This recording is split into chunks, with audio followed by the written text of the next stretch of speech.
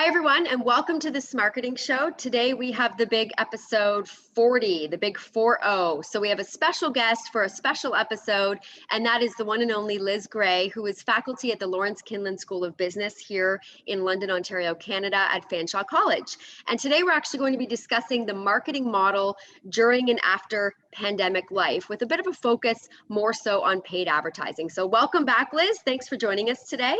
Thank you for having me. Now, Cheryl, for our viewers, I think it's they need to know Liz is a superstar, phenom that leads I would call it internationally recognized digital marketing program at Fanshawe College. Just won some awesome awards. So Liz, congratulations on that, by the way. If you're a viewer here, business owner, marketing leader, whatever, Liz is creating the next generation of digital marketers. And so Liz, let me ask you my first question. If you're a business owner, marketing leader today, this pandemic thing hit, and we're living in this virtual world. Give us your perspective on, why you think digital marketing is so relevant and important today.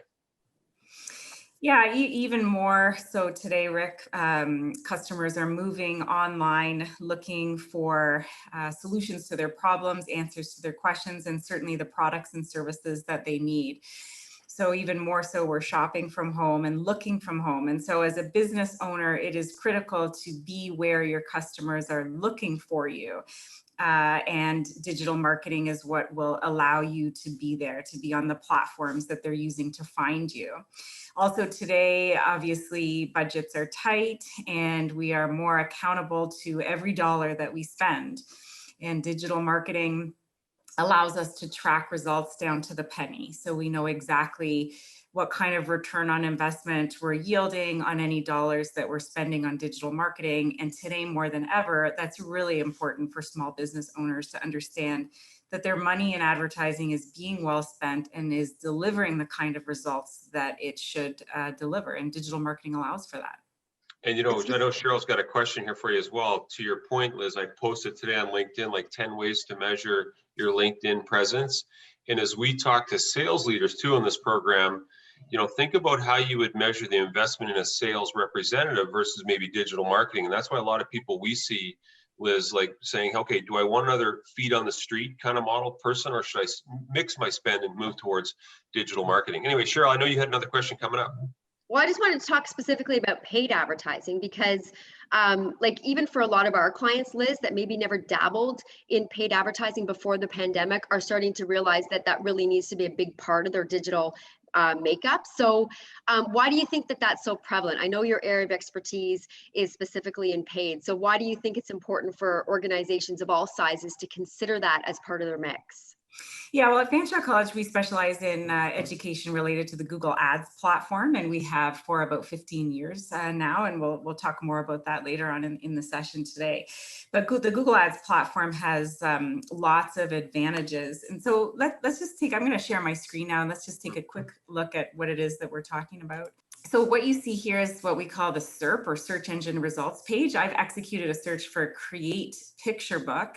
And what you're seeing here in the very top 4 spots labeled with this little verbiage here that says ad, this is what we call search engine marketing, along with all of these what we call shopping ads or PLAs, product listing ads, over on the right-hand side.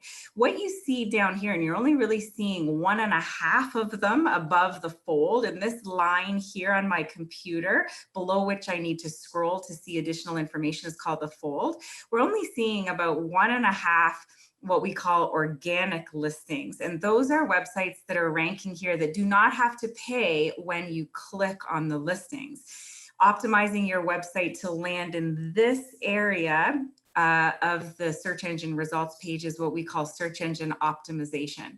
So search engine marketing above here and over here on the right, the Google Ads platform, and down here is search engine optimization. And so what Cheryl is referring to is, why do we think that paid ads are so important today? And so we're going to talk about this and this. So lots of advantages to advertising on Google. Number one thing that I love is that you can location target your advertising. So you don't need to worry about paying for impressions in a geo region that is totally irrelevant to your business and is going to cost you clicks from customers that will never possibly convert because they're out of your geo target area. You have complete and total control over the daily budget. So you can say, look, I've got $20 to spend. And once your click charges accrue to $20, your ads will cease to show until the following 24-hour period. You also control the maximum amount of money that you spend per click. So every time somebody clicks on one of these links here, you are charged. So you're not charged per impression. We love that too. That you're only charged for action, and you control the maximum you're willing to spend per click on these ads.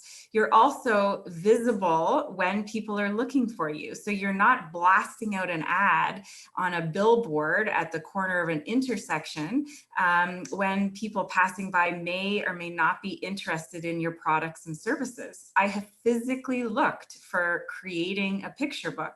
Chances are I'm interested in buying a picture book online. And so we love the fact that we're present when people are actually looking for us. You control the nomenclature that you bid on in the Google Ads platform. So you create the list of keywords that you're going to select and bid on and pay for. So you have complete and total control over that. And so then now to get down to the last point that I want to make is, why is this important? Why not just focus on the bottom part of this page where I don't have to pay for clicks? It's free, Liz. Why don't I focus on that area? And certainly a search engine optimization campaign should always be a part of your activities. And I'm not suggesting that we ignore this portion of the page, super important. But down here, you got the mercy of Google's PageRank algorithm, which is largely a secret and changes all the time. And you cannot possibly hope to rank above the fold or even on page one for every single keyword that customers are using to find you. Let's look very quickly at 4 examples of, if I just change this search query just slightly, how the search engine results page is going to change. So we're looking at 4 ads here. And again, we're seeing Mixed Books and Shutterfly above the fold. Let's flip over to print picture books. Even the ads change a little bit here. And now Shutterfly and the other guy that was above the fold has flipped over to Vistaprint, we see now. So changing the nomenclature just slightly in my search query flips this organic listing entirely. Now let's change our query again, just slightly, and see what happens to the SERP. Let's go over to Photo Book Creator. Again, we're seeing what we call knowledge box or question box here above the fold. Again, Vistaprint is out of the picture. And again, we're seeing a little bit of a shift in the ads that are shown too. And photo book printing changes it yet again. Oh, here's Vistaprint is back above the fold. So we can see that slight changes to the keyword query that people are searching changes the SERP altogether. And you can't hope to control that or be above the fold consistently for every single one of those keywords organically.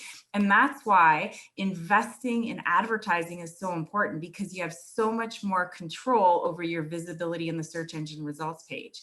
If you want to be here consistently for the keywords that you want, you should be paying for them while simultaneously working on a strategy that's going to help build your visibility in the organic area. That's also very important, but a 2-pronged strategy that invests some money up here on the paid side is critical too.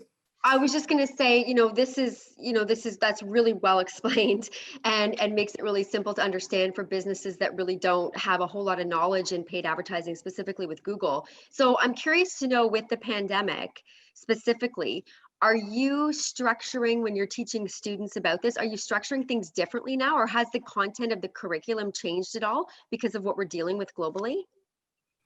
Yeah, good question. I'll give you one example specifically. The challenge, which we'll talk about in a few minutes, the competition that we participated in, and Fanshawe won a global prize this year. The client that the students were working with is West for Youth Online, which is a fabulous NGO located in southwestern Ontario. dealing primarily with Ontario youth looking for online counseling. And in March, when COVID hit, this brought a whole new added slate of stressors and anxiety to Ontario youth. And West for Youth Online, offering free counseling to help this demographic, needed to shift their advertising message to speak specifically to the fact that West can help with these added anxieties. And because we were spending money on Google advertising, we were able to shift our digital marketing message on a dime. So within minutes, we had new ads that were placed on the internet that spoke specifically to the COVID pandemic, and that it's normal and natural to feel additional stress and anxiety, and Wes was here to help. And so just to loop that back to perhaps a non-NGO situation, your ability in digital advertising to change your messaging on a moment's notice is possible.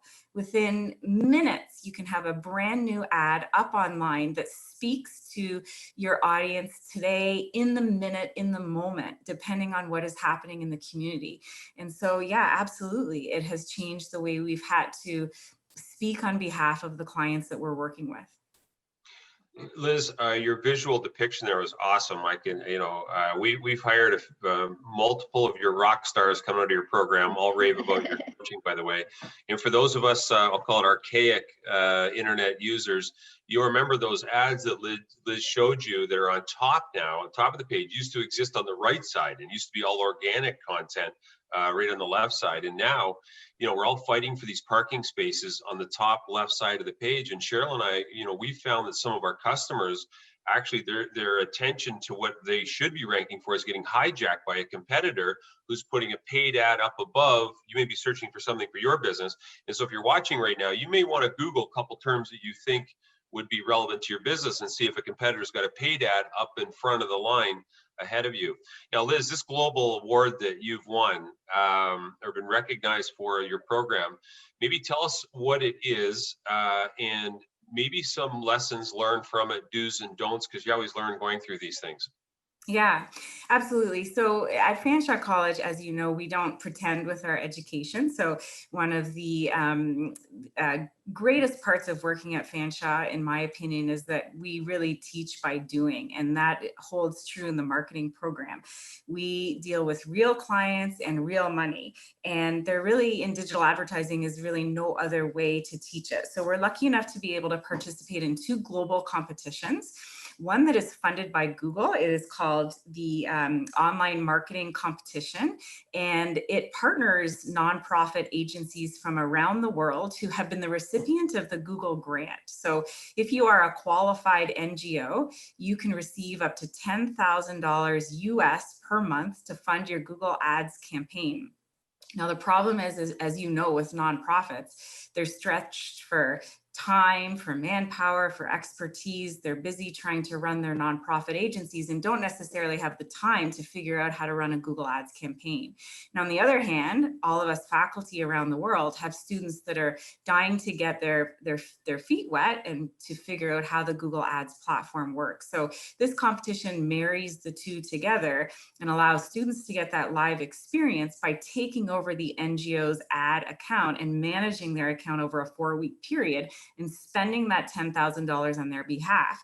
So I had 16 teams this last January semester that worked with 16 different NGOs. They were all based in Ontario, and each of them had $10,000 to work with. And again, our Fanshawe team came out on top in a sister competition, and that one's called the Global Online Marketing Academics Challenge. And they won that competition #1 in the world. So Rick, you asked me about some do's and don'ts, sort of a messaging to pass along to small and medium-sized enterprise businesses. And I have a list here. So #1 do. Everybody should be thinking about all of the different ways that customers could be looking for them, and don't get pigeonholed into nomenclature that you use around the office. Think about all of the different keywords that can be used to find you. You want to make sure that you're widening your breadth of keywords that you're bidding on or optimizing your site for, to be able to catch all of the different ways. And Google has a fabulous tool. It's called the Keyword Planner tool, that for free, you don't have to be an advertiser to use it, but for free, you can take a look at search volume for different keywords that people are using in Canada and different locales, so that you can understand the language that your customers are using. What we call it in the office isn't necessarily what our customers call it out there on the street. And we want to make sure that we're speaking our customers' language. So true, Liz, that Yeah. point there. We get stuck in our own innuendos and jargon, and we forget what a layman thinks. Great point. For sure, for sure. And number two, make sure that you are exploring all new technology. Things like the ability to remarket to customers. And that means if somebody's landed on your site and looked around your site and maybe they weren't ready to buy just yet, perhaps in 7 days, they'd like a little reminder ad that you have a sale happening or what have you. The Google Ads platform will very easily allow you to reach back out to those people and remind them to come back to your site and take advantage of the product that they may have been looking for. Do not forget to track results. It is almost criminal to run a digital ad campaign and not track your return on investment. So don't forget to put your conversion tracking in place. Again, a system like Google Analytics or Tag Manager will make that very easy for you to do.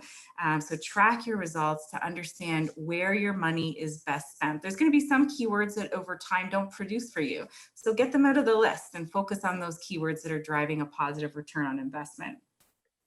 And don't forget to continue, like we talked about in the last show, to continue to create great value-added content for the internet that solves problems and answers questions. That is still really, really important in Google's eyes in raising your website's authority and your ability to rank organically. Okay, a quick list of don'ts. Do not expect results overnight. It takes time to hone these accounts and to understand what works and what doesn't before the whole thing can drive a positive ROI. So be careful not to jump to conclusions. I've talked to lots of people that have said, I've tried that Google Ads thing, it doesn't work. And then I'll look in their account and it hasn't been built out properly. And I know exactly why it's not working for them. Or they've come to that conclusion way too early before they allow the data to build so that we can begin to optimize the account. Do not be afraid to ask for help. Don't get overwhelmed. You are busy running your businesses. You are small and medium-sized enterprise owners, and you're experts in your field. It is a lot to ask for you also to be an expert in digital marketing. So there are resources out there. Hire someone on contract to help you. You can approach Fanshawe College if there isn't funds to hire an agency just to get you started. We can put together a student team that can help you to get started. So don't get overwhelmed. And don't try to do too much. Sometimes when you listen to these podcasts and you think, how am I going to get it all done? If you can even allocate, say, an hour a week to creating a great piece of content or coming up with a short list of keywords that you want to bid on. One great piece of content a week gives you 52 a year. That's 52 new pages for your website of content that solves problems and answers questions. That's fabulous. So don't bite off more than you can chew and don't get too overwhelmed.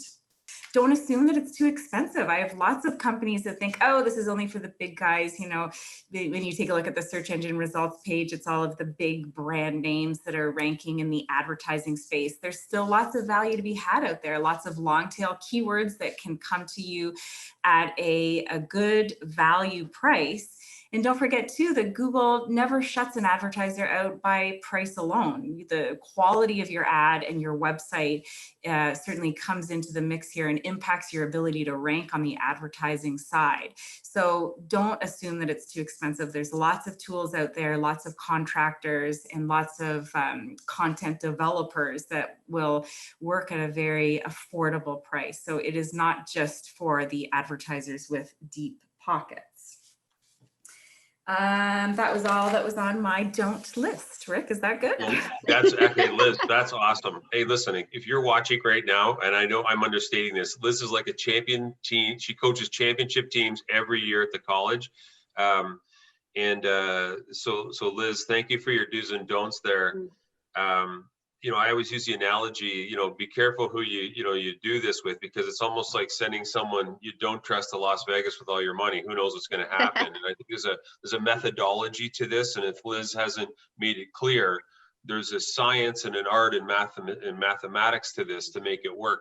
I always say, Liz, like, people always ask, okay, what's the entry point into paid advertising? You mentioned affordable, but is there a number that you think you give the audience today, just as an entry point that's realistic, maybe on an initial spend or something to get them going? Because that's what I might be thinking if I'm watching right now.